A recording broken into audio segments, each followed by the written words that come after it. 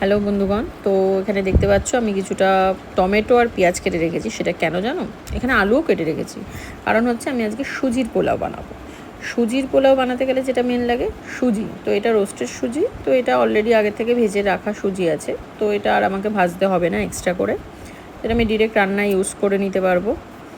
আলু, পেঁয়াজ আর টমেটো ছাড়াও আর একটা যেটা মেন লাগবে সেটা আমি এখানে নিয়ে নিই, সেটা হচ্ছে লঙ্কা। এই যে চলেই এসে দেখতেই পাচ্ছ, 3টে লঙ্কা নিয়ে নিয়েছি, এটাকেও ছোটো ছোটো করে কুচিয়ে নেবো। আর সাদা তেল কিন্তু মেন এই রান্নাটায়। এখানে আমি কড়াইতে কিছুটা তেল নিয়ে নিলাম।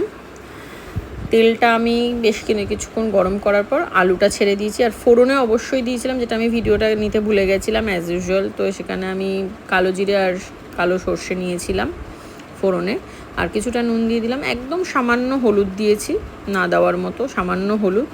আর এই যে দেখতেই পাচ্ছ কালো জিরেটা পরে দিয়েছি, ভুলে গেছিলাম কালো জিরে দিতে। যাই হোক, কালো জিরে আর কালো সর্ষে, এই সুজির এই পোলাওটাতে কালো জিরে কালো সর্ষে কিন্তু মেন। আর সামান্য হলুদ দিয়ে কড়া করে আলুটা ভেজে নেব। আলুটা ঠিক বেশ কিছুক্ষণ ভাজা হয়ে গেলে পেঁয়াজ কুচিগুলো দেব। পেঁয়াজ কুচি, টমেটো কুচি, লঙ্কা কুচি পুরোটাই দেবো। পুরোটা যা যা কেটে রেখেছিলাম প্রথমে দেখেছিলে, সেটাই আমি পুরোটা ইউজ করে নিচ্ছি এখানে। বেশ কিছুক্ষণ এটাকে ফ্রাই করব। বেশ কিছুক্ষণ এটাকে ফ্রাই করার পরে আমি সুজিটাকে অ্যাড করেছি।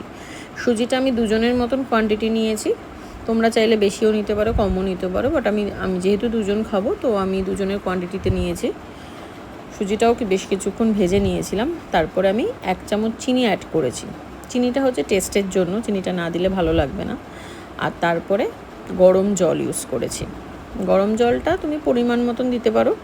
আমি একটু জলটা বেশি দিয়েছি, কারণ আমি একটু নরম পছন্দ করি সুজিটা, তো আমি জলটা একটু বেশি দিয়েছি। তারপরে জলটা যদিও টেনে নেয়। তারপরে 1 চামচ ঘি দিয়েছি।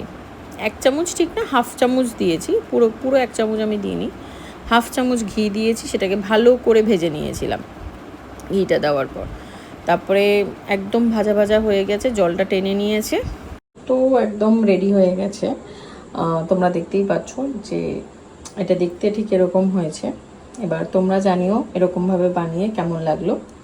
ঠিক আছে, যদি ভালো লেগে থাকে আমার ভিডিওটায় লাইক করো, শেয়ার করো আর সাবস্ক্রাইব করে দিও। Thank you.